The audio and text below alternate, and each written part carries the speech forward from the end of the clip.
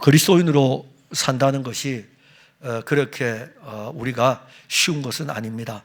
그래서 그리스도인으로 살 때에 우리의 의지로 산다는 이 자체가 감당할 수 없는 무거운 짐입니다.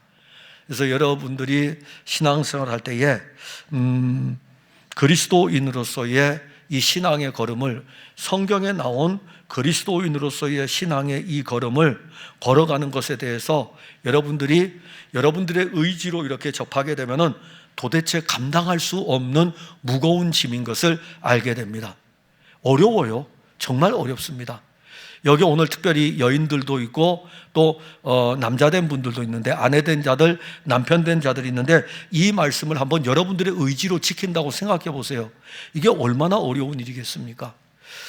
초기 기독교 공동체 성도들은 흩어진 나그네들입니다. 이들은 복음이신 그리스도 예수를 받은 사람들이고 그들 안에는 예수의 생명이 있었습니다. 이 생명이 없으면은요, 예루살렘 교회의 스데반의 일로 인해서 박해가 일어났을 때에 그들이 다 예루살렘 교회를 떠날 수밖에 없습니다. 떠나서 이들이 각 지역에 흩어졌어요. 그들이 바로 흩어진 나그네예요. 감당할 수 있겠습니까? 복음이신 그리스도 예수를, 성령으로 말미암아 예수를 영접하고 이제 예루살렘 교회에서 막 교회 운동을 하고 있는데 갑자기 스데반의 사건이 딱 터져버려가지고 이 일로 인해가지고 유대인들의 박해가 점점점 심해지니까는 예루살렘 교회 성도들이 뿔뿔이 흩어지고, 흩어진 그리스도인들이 가는 곳마다 그들의 입에서 나오는 것은 무엇이었을까요?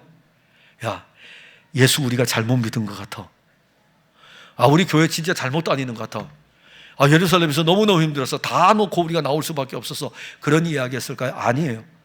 그들이 가는 곳마다 사도행전 7장 이후에 8장, 9장 이 사건들은 무엇을 이야기하냐면은 그들이 어디에 갑니까? 사마리아에도 가고, 그리고 그들은 누구를 만납니까? 에디오피아 네시도 만나고, 그들은 어디로 갑니까? 안디옥에도 가고. 그러니까 그들이 가는 곳마다 그들의 입에서 나오는 것은 예수님이 그리스도이십니다. 다른 얘기 하나도 안 나와요. 예수님이 그리스도이십니다. 자기들 안에 이 예수가 그리스도라는 것이 믿어질 뿐만이 아니라 자기들 안에 그리스도 예수가 있으니까 박해를 받아가지고 흩어지는 그 사건 속에서도 보따리 하나씩 들고 이렇게 떠나면서도 그들이 있는 곳에서 내가 예수 믿어가지고 너무 힘들고 지치고 이런 것이 아니라 그 지역에서 사람들을 만나면 예수님은 그리스도이십니다. 예수님은 그리스도이십니다. 즉 그들 안에 있는 이 흩어진 나그네라고 하는 이 그리스도인들 안에 있는 것은 예수 그리스도의 생명이었던 것입니다. 그래서 이 흩어진 나그네, 베드로가 모든 성도들을 향해서 편지를 쓸 때에 그들을 흩어진 나그네로 이렇게 쓰는 것은 그 안에는 이미 우리는 새 예루살렘이라고 하는 새 하늘과 새 땅에 영원한 도성이 있는 것을 근거를 가지고 우리는 흩어졌지만은 나그네로 살아갑니다. 즉 그 의미 속에는 또 소망이 있죠. 우리는 잠깐 후에 영원한 나라에 이를 것에 대한, 나그네이기 때문에 영원한 나라에 이를 것에 대한 소망이 있습니다.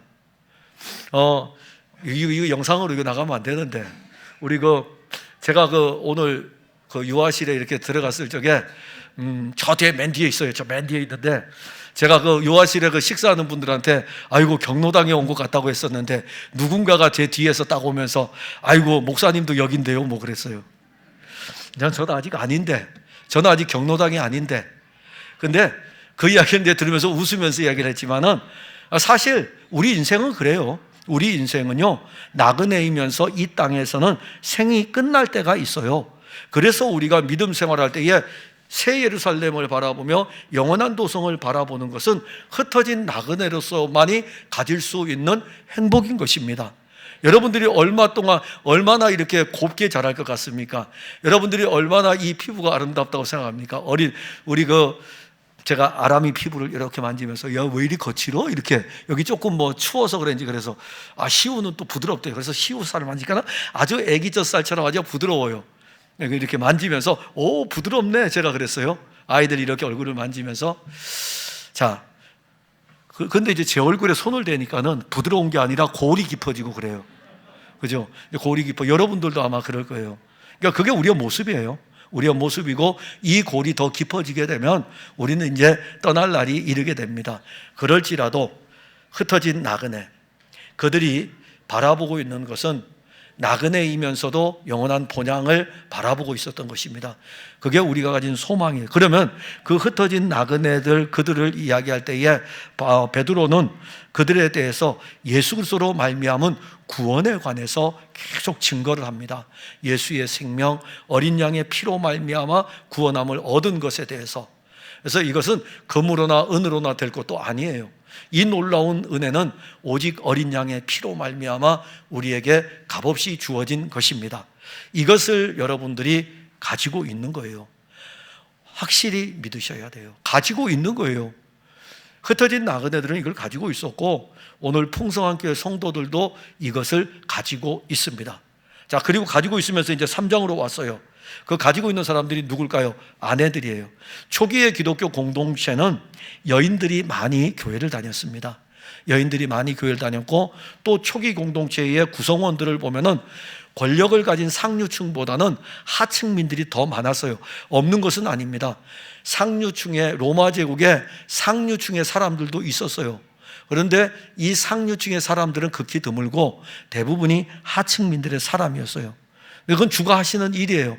가난한 자들에게 복음이 먼저 전파돼 가지고 그들을 통해서 그리스도의 왕국이 그 시대의 부한 자들에게도 복음이 전파되게 하는데, 그런 면도 있고, 또 한 면에서는 여자분들이, 예수를 믿는 사람들이 많았어요.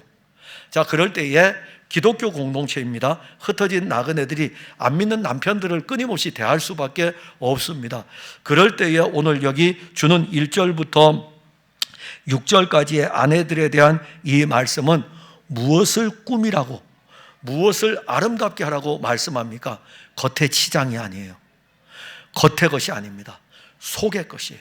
속의 것. 그러니까 그리스도인은요, 단정하면서 속의 것의 아름다움을 추구해야 돼요. 속의 것의 아름다움은 무엇이냐면은 예수 그리스도가 속의 것의 아름다움이에요. 그래서 초기의 기독교 공동체는 속의 것의 아름다움을 취하고 속의 것의 아름다움을 꾸민다는 것은 뭐냐면은 속의 것의 아름다움을 계속 유지하는 거죠. 여러분들 겉의 것의 아름다움을 유지하기 위해서 일어나면 뭐 하시죠?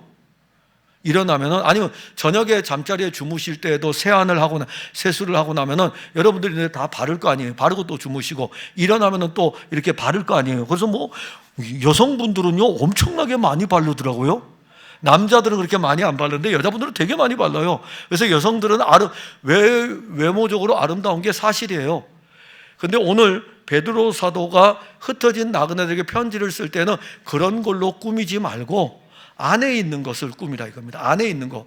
그러면 안에 있는 것을 아름답게 꾸미려면은 예수 그리스도가요 가장 좋은 보석일 뿐만이 아니라 여러분들의 피부에도, 영적인 피부입니다. 또 오해하지 마세요.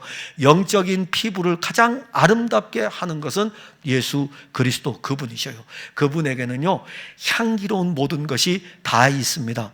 그래서 그분으로 이렇게 치장을 하게 되면, 이렇게 가꾸게 되면은, 내면의 이 영적 아름다움을 가꾸게 되면 여러분들에게서 그리스도의 향기가 이렇게 나오게 되죠. 이게 바로 초기 기독교 공동체 여인들에게 이런 것으로 가지고 영적으로 잘 가꾸라 이겁니다. 그러니까 오늘날 성도들은, 우리는 한 면에서는 남자 여자의 성을 떠나서, 사실 그리스도인들은요 남자 여자의 성을 떠나서 우리가 보게 되면은 다 그리스도인입니다. 그런데 우리의 신랑은 딱 한 분이셔요. 저의 신랑도 예수님이고 여러분들의 신랑도 예수님입니다. 남자의 신랑도 예수님이고 여자의 신랑도 예수님. 이게 영적인 놀라운 비밀입니다.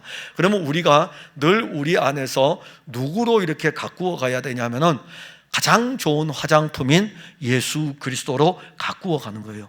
예수 그리스도로 가꾸어 가면 우리를 통해 가지고 나타나는 게 뭐냐 하면은 그리스도 예수의 향기가 나타나는 것입니다.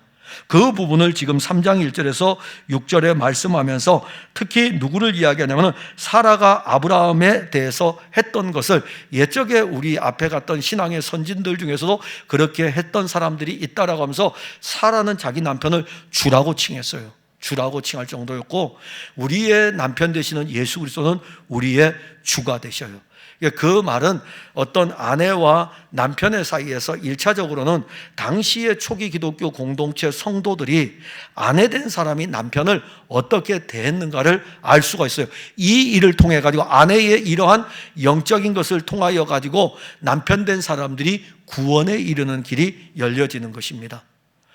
그러면서 또 하나는 1차적인 것은 그랬는데, 우리에게 오늘 올 때에 우리 모든 성도들이 그리스도 안에서 예수 그리스도를 우리의 주로 칭한다면 그를 위해서 순종하는 것이 마땅할 것이고, 또한 선을 행하고 아무 두려운 일에도 놀라지 아니하며, 즉 우리에게서 나타나는 그리스도의 아름다운 것으로 나타나는 선, 제가 여러분들에게 성경에 선이라고 했을 때에 우리 한자 성경의 영향으로는 착할 선자를 쓰기 때문에 착한 일로 생각을 하는 거예요.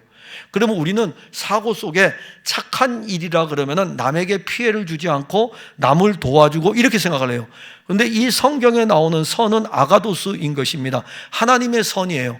하나님의 선은 예수 그리스도입니다. 그러니까 원어는 원래 원어의 뜻이 그래요. 그러면 선을 행하라는 것은 그리스도를 행하는 것이에요. 그럼 우리가 그리스도를 아름답게 가꾸게 되면은 우리에게서 그리스도가 나오는 것입니다.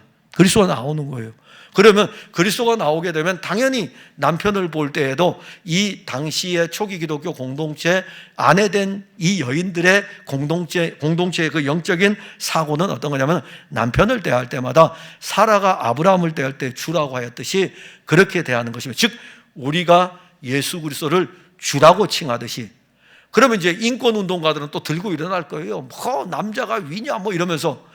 그러니까 성경은 그런 원리를 가르쳐 주는 것이 아닙니다. 근데 우리는 자꾸 세상적인 것을 하도 많이 알아가지고 그걸 갖다가 성경의 원리에다 집어넣어가지고 성경의 원리를 그렇게 해석을 하려고 하니까 문제지, 오히려 세상이 가지고 있는 이런 것들이 성경의 원리를 따라 깨져야 돼요. 그리스도 예수의 은혜를 입으면은요, 사라가 자기 남편 아브라함을 보고 주라 칭하였듯이 그렇게 당연히 나타나는 것입니다. 그걸 보고 남편 된 사람으로서는 이 여자가 교회를 다니니까는 뭔가 그 안에 이 생명의 은혜가 풍성한데, 교회라는 곳이 바로 이런 곳이구나 라는 것을 알게 되고 구원을 얻게 하는 길로 인도할 수 있는 것입니다. 그게 진리예요. 여인된 여러분, 율법으로 복종하지 마셔요. 율법으로 복종하면 싸웁니다. 이제 이 설교를 들으면은요, 오늘 아내와 남편이 나오는데 율법의 설교는 어떤 건지 아세요? 딱 율법으로 듣는 사람은 그래요. 죄송합니다, 장로님. 둘이 같이 앉았기 때문에. 딱 가져가서 장로님이 이제 부인한테 그러는 거죠. 못 봤어? 오늘 성경에 그랬잖아. 사라가 자기 남편을 주라고 칭했잖아. 율법은 이렇게 남에게 이야기하는 거예요. 너 나에게 왜 안 해? 이렇게 이야기하는 거예요. 그럼 이제 우리 권사님은 옆에 딱 보고 있다가, 그 뒤에는 7절도 있는데? 여자가 더 연약한 그릇이라 그러는데?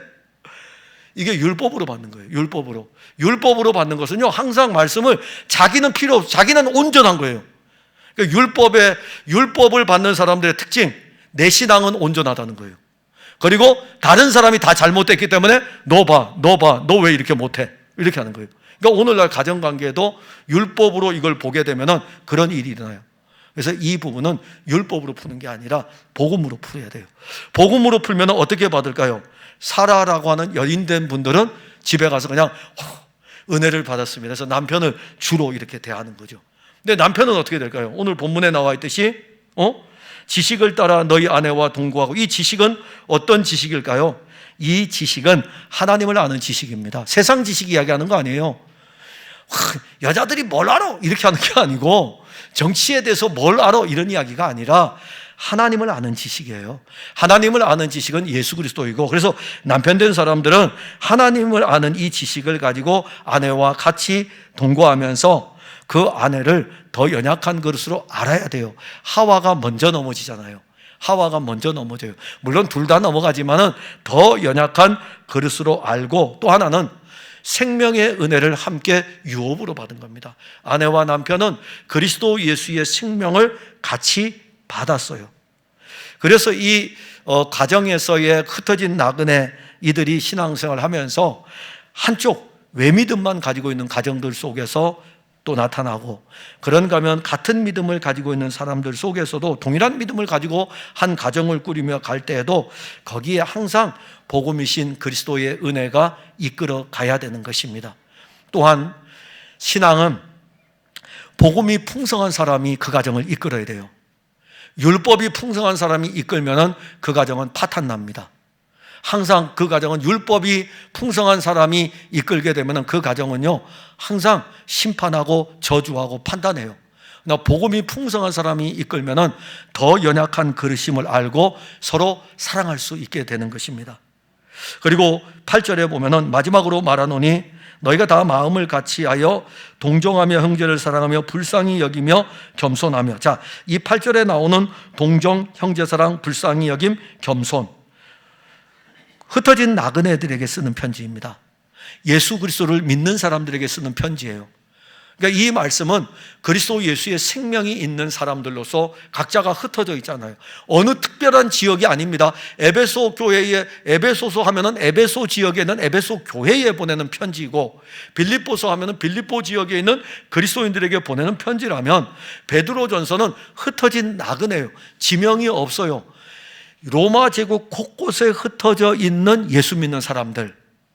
그러면 이제 곳곳에 흩어져 있어요. 흩어져 있는데 이들이 그 시대로부터 인정받는 것이 아닙니다. 제국의 영향 아래에 있기 때문에 베드로가 이 편지를 쓰는 것은 흩어진 그 나그네들이 겪고 있는 고난과 아픔들, 이런 것들을 다 염두에 두는 거예요. 그러면 초기에 순회 전도자들이 있지 않습니까? 그러니까 우리 교회도 만약에 그때 초기 기독교 공동체 같았으면 목회자가 없어요. 담임 목회자가 없고 순회 전도자들이 와서 설교하고 양떼들에게 말씀을 가르치다가 또 움직여요. 왜냐하면 수원에도 교회가 세워졌으니까 수원 지역으로 또 가야 되니까. 그러면 이제 순회 전도자들이 또 오게 되죠. 그랬을 때에 우리 모든 그리스도인들은 이들이 이렇게 함께 움직일 뿐만이 아니라 또 어떤 사람들 중에는 그렇게 말씀을 가지고 움직이는 사람도 있지만은 제국의 박해가 아직은 본격적으로 시행되기 전이지만은 각 지역들마다 총독의 영향 아래서 박해가 시행되는 지역들이 있었어요. 그러면 그 지역의 사람들은 옮겨가야 되죠. 예를 들어서 경기도의 도지사가 경기도에 한해서 교회에 대한 폐쇄령을 내렸다 그러면 경기도에 사는 그리스도인들은 어디로 갈까요? 신앙이 세워져, 그래도 신앙의 자유가 있는 충청도로 옮겨갑니다. 그럼 충청도로 옮겨갈 때에 경기도에 사는 그리스도인들이 보따리만 들고 내려갈 거 아니에요. 그럴 때에 그들을 누가 돌봐야 되겠습니까? 충청도에 있는 그리스도인들이 돌봐야 되죠. 그게 바로 초기 기독교 공동체의 모습이었어요. 여기저기 이렇게 흩어져 계속 다니는 거예요. 그럴 때에 그들을 동정하고 그들을 사랑하며 불쌍히 여기면서 겸손하며, 즉 우리는 교만이라는 영적 교만 이런 것들이 아니고 겸손이라는 이 자체는 낮아지는 거죠. 낮아진 상태에서 그들을 섬기는 것을 이야기하는 것입니다.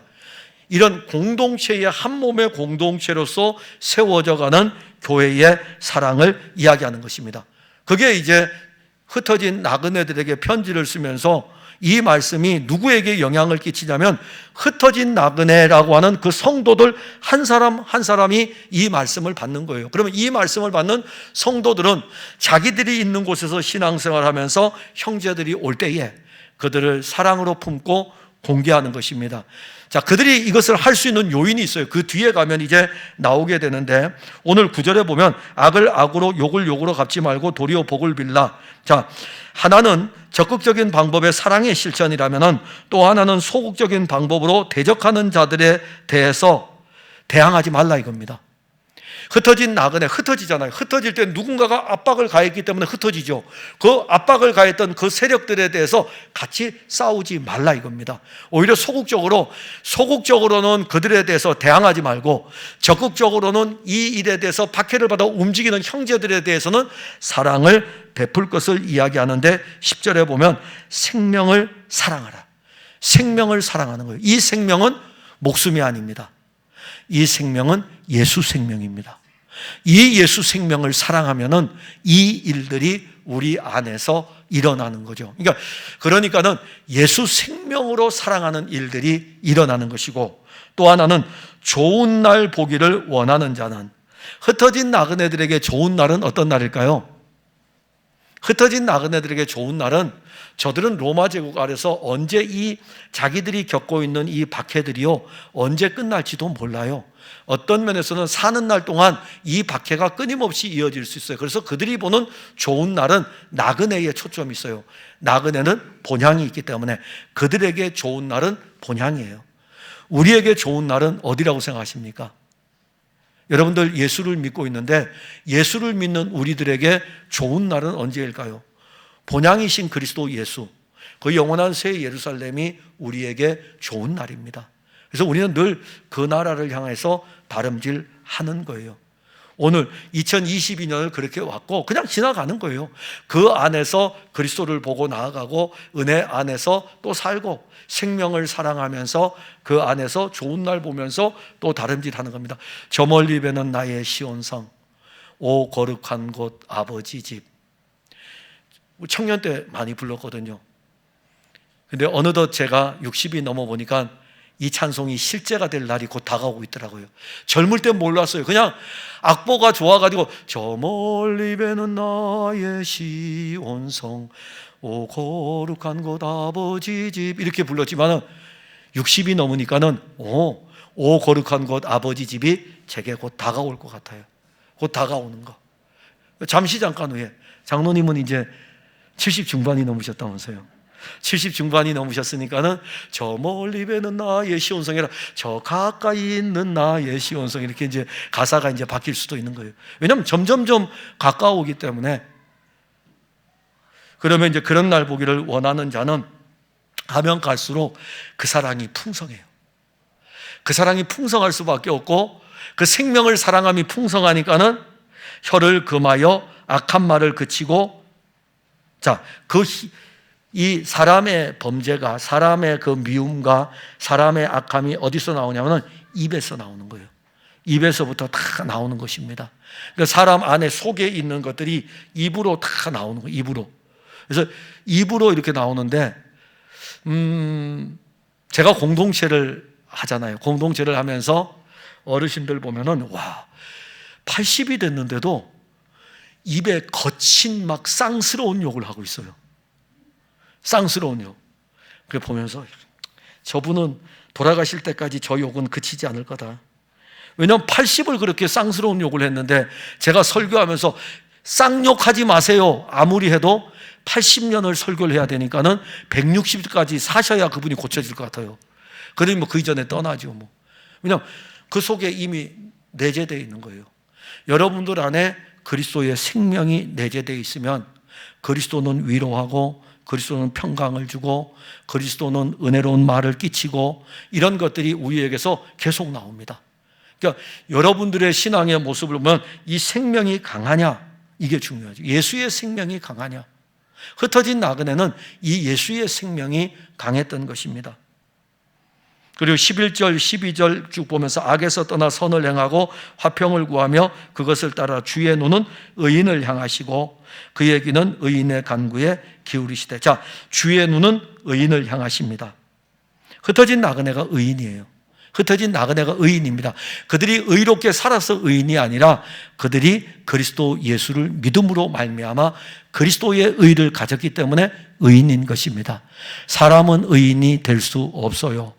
그래서 이 복음서의 중에 베드로전서 1장, 2장 이렇게 기록할 때에 우리가 의롭다함을 얻은 것에 대해서는 거듭남의 은혜가 있어야 되고 거듭남으로 말미암아 예수의 생명을 가진다는 것은 예수의 의를 가진 것입니다. 이 예수의 의를 가졌기 때문에 우리의 눈은 주의 눈이 의인을 향한다는 것은 예수 믿는 여러분들을 향해요. 판단하고 정죄하기 위해서 향하는 게 아닙니다.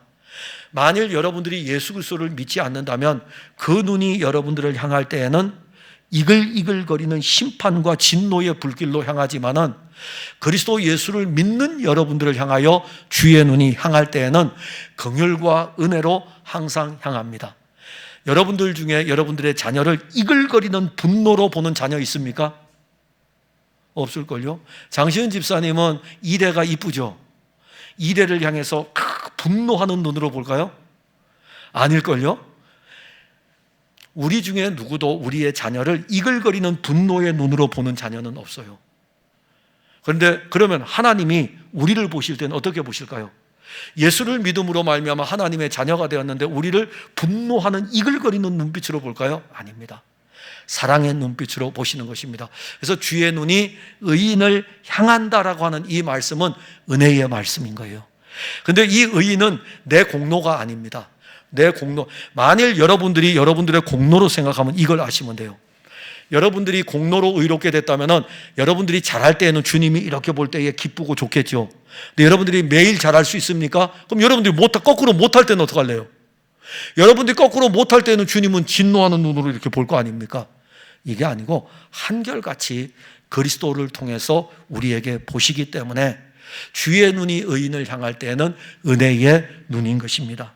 그리고 그에게는 의인의 간구에 기울이셔요. 오늘 제가 여러분들에게 한번 통성으로 기도하자 그랬죠. 기도가 잘 됩니까? 저 물어보고 싶어요. 기도가 잘 됩니까? 기도가 안 되면은 여러분들 기도하셔요. 왜냐하면 여러분들의 간구에 귀를 기울이시는 분이 주님이셔요. 예수님은 여러분들의 간구에 귀를 기울이고 있는데 여러분들은 아무 이야기도 안 하고 있어요. 하셔요. 주님이 이렇게 귀를 기울이고 있는데 심지어 예수님께서는 내 이름으로 무엇이든지 구하라. 내가 다 듣고 있는다 이겁니다. 내가 다 들어주겠다 이겁니다. 이게 주님의 말씀이에요. 예수님의 말씀인데 언제까지 외면하시겠습니까? 항상 구하셔요. 그의 귀는 의인의 간구에 귀를 기울이시고 그 다음에 주의 얼굴은 악행하는 자들을 대하시느니라. 이 말씀은 악행하는 자들을 대한다는 것은 그리스도 예수를 거절한 사람들이죠. 그리스도 예수를 거절한 그들이 걷는 모든 것에 대해서는 주님이 얼굴과 얼굴로 딱 대한다. 판단하시는 거죠. 심판하시는 거예요. 그러니까 한 면에서는 의인들, 그리스도 예수를 믿음으로 말미암아 그의 얼굴을 보기를 원하는 사람들에게는 지금은 희미하게 보이지만은 후에는 우리가 온전히 볼 날을 사모하게 되고, 그러나 그리스도 예수를 알지 못하는 자들에게는 이 그리스도의 얼굴은 심판의 얼굴로 비치게 되는 것입니다. 그리고 13절에 또 너희가 열심으로 선을 행하면 누가 너희를 해하리요? 너희가 열심으로 선을 행하면, 너희가 열심으로 그리스도를 구하고 너희가 열심으로 그 은혜로 살아가는, 그 은혜가 너희들을 살아가게 한다면, 사실 왜 우리가 선을 구해야 되냐면은 아가도스인 그리스도를 구하게 되면 그가 우리에게 열심으로 우리 안에 선을 이루어 가게 하십니다. 사실 종교개혁자 루터는요, 이게 고민이 많았어요. 그래서 종교개혁자 루터는 예수를 만나기 전에도 굉장히 열심히 있는 수도사였습니다. 아우구스티누스 수도사 소속으로서 성경 읽기도 열심히 하고 기도하기도 자기 자신에 대해서 아주 철저했어요. 냉정할 정도로 철저했어요. 그런데 또 좋은 점은, 루터의 좋은 점은 그렇게 철저했지만 남에 대해서 판단은 안 했어요.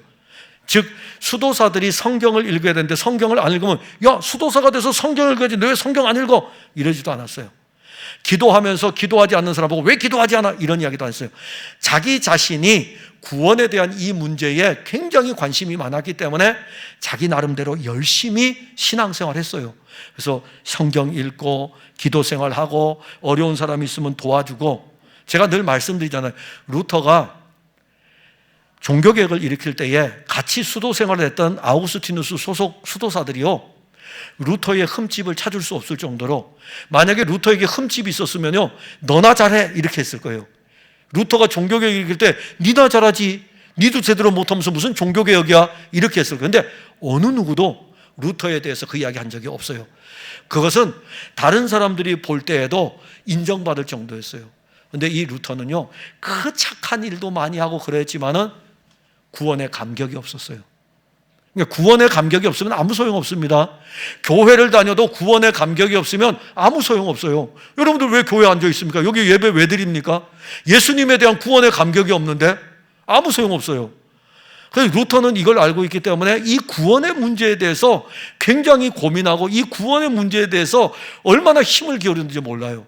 그러다가 루터의 글에 보면은요, 루터가 시편을 많이 인용합니다. 루터가 이 시편을 통해서 은혜를 입어요. 그리고 마침내 로마서를 통해 가지고 그가 받은 이 의는 내게서 나오는 의가 아니라 바깥에서부터 내게 들어온 의라는 하나님의 아들이 내게 들어온 의라는 것을 알게 돼요. 그리고 난 다음에 그가 어떻게 살았을까요? 그 의가 사랑으로 나타났던 거예요. 그러니까 전에는 이 그리스도가 의가 오기 전에는 자기 열심으로 살면서 의를 막 사랑을 실천했는데 이제는 달라졌어요. 그리스도의 의가 오고 나서 이 사랑이 나타났던 것입니다. 그래서 너희가 열심으로 선을 행하면 이라는 이 말씀은 우리 안에 있는 선이신 그리스도가 우리로 하여금 열심 있게 나아가도록 하고 사랑이 나타나도록 그렇게 하는 것입니다. 사랑이 부족하거든 사랑해야 된다고 기도하지 마시고 그리스도의 사랑으로 채우세요. 그러면 그 사랑이 우리로 하여금 사랑을 나타내게 하는 것입니다. 14절에 그러나 의를 위하여 고난을 받으면 복 있는 자니 그들이 두려워하는 것을 두려워하지 말며 근심하지 말고 너희 마음에 그리스도를 주로 삼아 거룩하게 하고 너희 속에 있는 소망에 관한 이유를 묻는 자이자. 그리스도를 주로 삼아 거룩하게 하고, 즉 다시 말하면 우리 안에 그리스도를 끊임없이 공급한다면은 그 그리스도의 거룩이 우리에게 있고 그리스도의 의가 우리에게 있어 우리를 통해서 나타나고, 그래서 우리 속에 있는 소망에 관한 이유야. 자, 예수 그리스도가 우리에게 충만해요. 예수 그리스도가 풍성해요. 이제는 사랑을 해야 된다고 구하는 것이 아니라 그리스도의 것들로 다 채워지니까는 그리스도로 말미암아 사랑이 나타나고 막 소망을 가지고 달려가니까는 사람들이 물어요.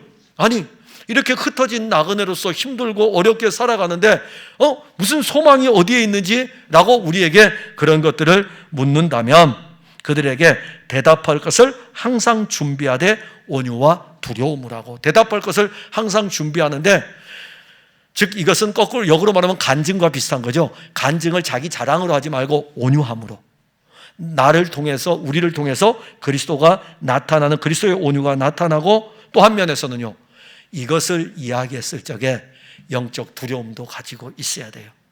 왜 두려워해야 되냐면 내가 자랑될까 봐, 이런 영적 두려움이 있어야 됩니다. 그리고 16절에 선한 양심을 가지라. 이는 그리스도 안에 있는 너희의 선행을 욕하는 자들로 그 비방하는 일에 부끄러움을 당하게 하려 함이니, 즉 흩어진 나그네들이 그리스도인으로서의 삶을 살아갈 때에 그리스도 예수께서 그들 안에서 일하심으로 말미암아 모든 선한 일들이 이제 나타나고 사랑이 실천될 때에 너희의 선행을 욕하는 자들, 즉 그리스도 안에 있는 너희의 선행을 욕하는 자들이 있어요. 오늘날도 교회를 다니는 사람들이 그래요. 교회를 다니면서 자기의 의를 내세우려고 하다 보니까는 그리스도의 선함을 알지를 못하는 것이죠. 그러면 이제 교회 안에서 이런 일들이 일어납니다. 그러면 그럴 때마다 우리들이 가져야 될 것은 선한 양심. 이 선한 양심은 우리에게 있는 것이 아니고 그리스도가 우리에게 생명을 줌으로 말미암아 그 생명의 선함이 가질 수 있는 양심이고, 우리가 가진 양심은 원래 우리 육체가 가진 본성의 양심은 화인 맞은 양심이에요. 우리의 양심, 우리 지금 예수를 알지 못하는 본성적 양심은 화인을 맞아가지고 그야말로 회칠한 무덤과 같습니다. 그런데 여기에 그리스도가 우리에게 생명을 줌으로 말미암아 이 생명의 양심은 그리스도의 양심이 되는 것이고 이걸 선한 양심이다 이렇게 말하는 거죠. 내게 선한 양심이 있는 거 아니에요. 그러니까 윤리적으로 도덕적으로 사람들은 이렇게 이야기하죠. 야, 양심이 선해야 돼. 물론 그건 윤리적이고 도덕적인 것입니다. 성경에서 말하는 선한 양심은 그 양심이 아니라 그리스도의 양심인 거예요. 이 그리스도의 양심은 그리스도의 생명을 가진 자들이 가지고 있는 양심인 것입니다. 그러면 이 선한 양심을 가진 우리들이 우리를 비방하는 자들에 대해서, 그들의 일에 대해서 부끄러움을, 그들이 우리를 비방한다면 우리가 무엇을 이야기할까요? 우리에게 자랑할 것이 없지 않습니까? 이 선한 양심 우리 안에서 그리스도의 일들이 나타나면 오히려 누가 부끄러워할까요? 저들이 부끄러워하죠.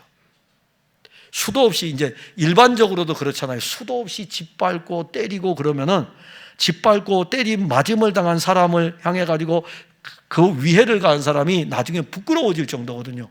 하물며 제국이라든가 그다음에 유대 종교라든가 초기 기독교 공동체 성도들이 영지주의, 철학적으로는 영지주의죠, 종교적으로는 유대인들의 유대 종교죠, 권력으로 말하면 정치로 이야기하면 로마 제국이죠. 막 엄청나게 이런 압박 속에 있음에도 불구하고 그들은 이 세계의 공격을 다 받을 때에도 그리스도의 선한 양심으로 그냥 살아가는 거예요.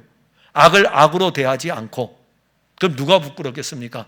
악행하는 자들이 부끄러움을 당할 것에 대해서 말씀을 하는 것입니다. 그러면서 이 선함을 통해서 나타날 것, 누가 이것의 본이었는지를 알려주어요. 17절에 보면 선을 행함으로 고난을 받는 것이 하나님의 뜻일진데 악을 행함으로 고난을 받는 것보다 나으니라. 선을 행함으로, 그리스도를 믿는 믿음으로 살아가기 때문에 받는 고난은 그리스도를 대적하면서 사는 것보다는 훨씬 낫다 이거죠. 뭐 그 비교할 수 없어요. 그런데 그 부분에 대해서 언급할 때 18절에 그리스도인들이 그런 삶을 살아가는 데 있어서 그 동력이 어디에 있었냐면은 그리스도께서도 단번에 죄를 위하여 죽으사 의인으로서 불의한 자를 대신하셨으니 이는 우리를 하나님 앞으로 인도하려 하심이라. 육체로는 죽임을 당하시고 영으로는 살리심을 받으셨으니. 지금부터 이제 풀어가는 말씀은 중요합니다. 왜냐하면 여러분들이 이거 되게 어려운 난해한 구절을 풀어가야 돼요. 이 난해한 구절을 풀어가고 지금도 신학자들 사이에 여기에 대한 이 풀문, 성경의 난제들이 몇 개 있는데 그 난제 중에 하나가 오늘 우리가 보게 될 19절 20절의 말씀입니다. 근데 그 전에 18절에 그리스도께서 육체로는 죽임을 당하셨어요. 근데 그 영은 살았어요. 그러니까 예수님이 십자가에 달려 죽으시고 그가 부활하심으로 말미암아 살으신 것입니다. 이것이 우리가 행하는 선함이에요. 선함은 그리스도와 함께 죽은 것이고 그리스도의 생명으로, 그리스도의 부활 생명으로 살아있는 것이 선함이고, 그래서 우리에게 사는 것은 우리 안에 그리스도가 사시는 것이 우리의 선함 행함입니다. 그런데 여기에 그가 또한 영으로 가서 옥에 있는 영들에게 선포하시는, 그래서 이 말씀을 어디다 연결해서 가야만이 이것을 풀어갈 수 있을까? 그가 또한 영으로 가서 옥에 있는 영들에게 선포하시느니라. 20절에 그들은 전에 노아의 날 방주를 준비할 동안에 하나님이 오래 참고 기다리실 때에 복종하지 아니하던 자들이라. 자, 노아의 시대를 또 연결하고 있어요. 예수님의 십자가의 죽으심과 예수님의 부활의 이 생명에 대한 것들을 가지고 노아의 시대와 연결하고 있기 때문에 이 말씀의 의미는 뭐냐 하면은, 이 말씀은 그러면 옥에 있는 영들에게 예수님께서 영으로 가서 전도했느냐라는 이 문제가 거론이 되는 거예요. 이 문제가 거론이 되고 있기 때문에 온갖 이단 사설들이 난무할 수 있는 요소인 것입니다. 근데 저는 유명한 신학자였던 핸드릭슨의 해석이라든가 이런 것을 볼 때에 옥에 있는 영들에 대해서는 실질적으로 이 옥에 있는 영들을 표현할 때는 뒤에 있는 20절을 가지고 노아의 시대에 있었던 그 불신자들 있잖아요. 그들이 이 옥에 갇혀 있는 영들의 모습과 같다 이겁니다. 근데 같은데 이들에게 지금 예수님이 오셔가지고 육체로 죽으시고 부활하신 이 사건에 대해서 노아의 시대에도 노아의 방주를 통하여 가지고 이 일들을 일으킨 것은 하나님께서 그리스도를 통해서 이루실 심판과 구원에 대한 것들을 알려주었다 이겁니다. 그런데 그들이 노아의 시대에 노아의 방주의 사건을 통해서 이 구원의 일들을 말씀하셨는데 저들이 옥에 있는 영들과 같이, 옥에 있는 영들처럼, 옥에 갇혀있는 영들처럼 그와 같이 그들은 이 세상에 갇히고 죄악에 갇혀가지고 이 방주를 통해서, 물을 통해서 구원받는 은혜를 알지 못한다는 것입니다. 그러니까 예수님이 직접 옥에 가서 전한 것이 아니라 노아의 사건과 연결을 해가지고 오늘 주 예수 그리스도가 지금 이 베드로 사도의 편지를 받고 있는 당시의 그리스도인들은 예수의 십자가와 예수의 부활의 생명의 복음을 받은 것이고, 이 복음을 받은 것을 가지고 노아의 시대의 사건을 가져오면서 노아의 시대에도 이 복음이 전해졌는데 거기서 구원받은 사람은 8명밖에 없다는 것입니다.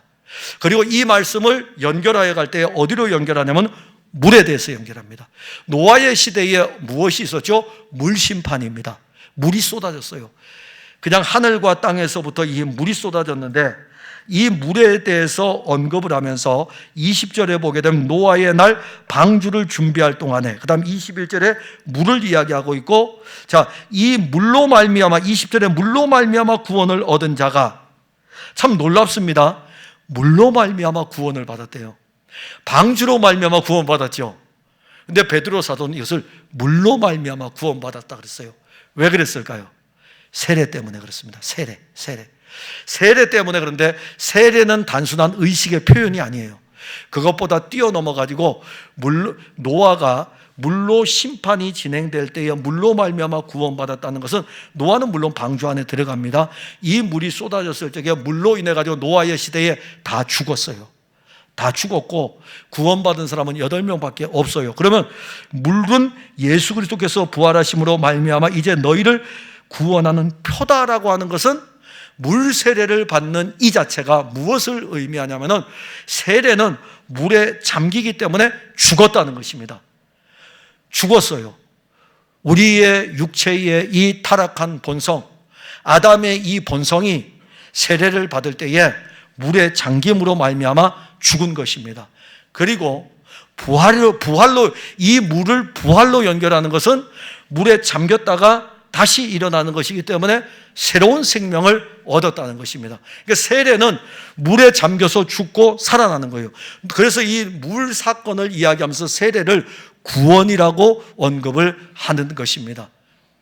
그러니까 물은 심판을 이야기하는 것뿐만이 아니라 구원을 이야기해요. 죄에 대해서 죽고 의에 대해서 사는 것을 알려줍니다. 그러면서 물은 예수 그리스도께서 부활하심으로 말미암아 이제 너희를 구원하는 표다. 즉, 이 물은, 노아의 시대의 이 물은 예수 그리스도께서 부활하심으로 말미암아 살아났다는 예수의 생명의 표를 이야기하는 것이고, 이것은 세례입니다. 그러기에 세례를 받은 사람은 외적인 세례에 집중해서는 안 되고, 이 세례가 그리스도와 함께 죽고 그리스도와 함께 살았다는 것을 아셔야 돼요.